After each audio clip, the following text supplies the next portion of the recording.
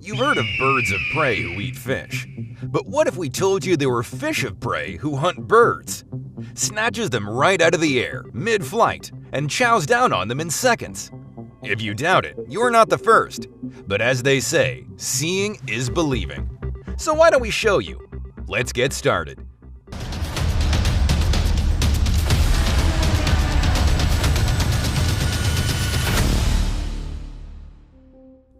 When the rumors first started to make the rounds, everyone was naturally skeptical. Not even in the fantastical world of cartoons do birds that can fly ever get hunted by fish of all animals in the evolutionary hierarchy. What made things worse was that though many claimed to have seen fish eat birds, not one had video footage or even photos. Anyway, one day, more evidence came to the fore about this strange natural phenomenon. Miles Barton is a biologist and director on Blue Planet 2. The fisherman who was the friend of the friend of the friend of Miles Barton knew a place where you could see fish eat birds for sport. So, he up and flew over to Seychelles, located along the coast of South Africa, to see if the story checked out. And what do you know? The story actually did check out. These fishes exist, and not just in South Africa, but around the world. Well, the one Miles Barton found on his expedition was the giant trevally, and it does not seem like the kind of fish that finds many things funny. It has a permanent scowl on its face, and when you see a group of them swimming together, you get that same feeling you got in high school when you saw the queen bee and her minions approach you. These guys were downing whole birds in one gulp. What?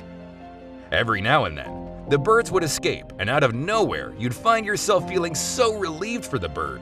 But more often than not, the fish were feeding really good. Well, up until the birds started to learn little by little. So, we will now pan the camera to another fish, the Wels catfish. If the great trevally was a mean girl, the Wels catfish was the designated school bully, or maybe colonial master in a better world. So technically, the Wels catfish is blind, so it makes use of its barbels to sense movement, which is what serves as its hunting strategy. When the pigeons come to bathe after a long day of flying around the big cities, the Wels catfish picks up the scent of the oil from their feathers floating down the river, and once it knows that, dinner is served. It's only a matter of seconds before the pigeon becomes ancient history. For a blind bottom dweller, the Wels catfish has definitely done really well for itself. But there's another, even more impressive fish, the archer fish. The best way to describe the archer fish is to compare it to a fastball pitcher. The archer fish has fantastic motor skills. It looks unimpressive at first, just a tiny speck of fish dwelling in mangrove swamps, streams, and rivers. However, its marksmanship is not to be compared among other fish, animals, and humans. Please, don't even insult the archer fish. This fish has the uncanny ability to control everything about its jet, ranging from its speed, to its angle, to its force, to its height. The archer fish mostly feeds on insects, and with this fish's accuracy and shooting dexterity, it's safe to say that any prey it sets its eyes on should just say its last prayers, because it's night-night. This technique pertains more to the way the fish opens and closes its mouth. As scientists research into this field further, we can expect that their discoveries will bring improvements in the way certain devices function, such as fire hoses and surgical tools. Archer fish for the win. The silver arowana is another deadly bird hunter that we have to consider. The silver arowana is a freshwater fish and is found mostly in South America. As for eating habits, the silver arowana is an omnivore, which means that it eats both plants and animals. That's an important point to remember. The unique position of the arowana's mouth is what makes this fish able to capture its prey the way it does. And the arowana fish is a really sneaky creature and does its hunting by springing a surprise attack on its prey.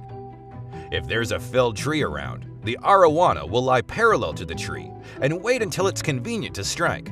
Once the coast is clear, the arowana will jump out of the water and engulf its prey. The prey could be a large insect, another fish, snails, crabs, small birds, or even snakes. Flooding season is a great time for this fish, as it brings them closer to the trees and therefore to their prey. Arowana typically feed on fat during this season, which only lasts a few months anyway, so it's just as well. As the flooding season begins to come to an end and the waters begin to recede, the arowana lies in grave danger, as it could get stranded in puddles and pools where it could suffocate and die. At this point, it's the survival of the fittest. Those who are smart enough to get out quickly will survive, and those who aren't, oh well, see you in the afterlife. Now, let's be honest, when you first heard of fish who eat birds, the first fish that came to mind was the shark. Everybody's mind went to the shark. And yes, a species of sharks does eat birds, the tiger shark. Of course, when you hear tiger and shark coming together to form one name, you know there's trouble.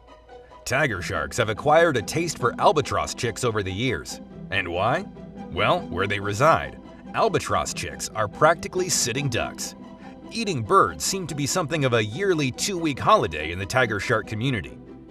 You see them leave their homes in different parts of the waters and begin their pilgrimage to Hawaii, where they partake in the Great Feast of Albatrosses. This feast falls in June, which coincides with fledging season for albatross chicks, during which the birds mostly focus on practicing their flying. However, with wingspans that are longer than average, this is not as easy as it sounds. The islands where the albatross chicks call home have a pretty short runway stretch, which makes takeoff even more difficult for these birds. So oftentimes, their first flight sees them landing in the ocean. And you can guess what happens next. Yep, the tiger shark acrobatically springs up, and in a flash, the albatross is gone, wings and all. Finally, this list will not be complete without the big boss, the killer whale itself. In the ocean, the orca is king, and no one dares get in its bad books.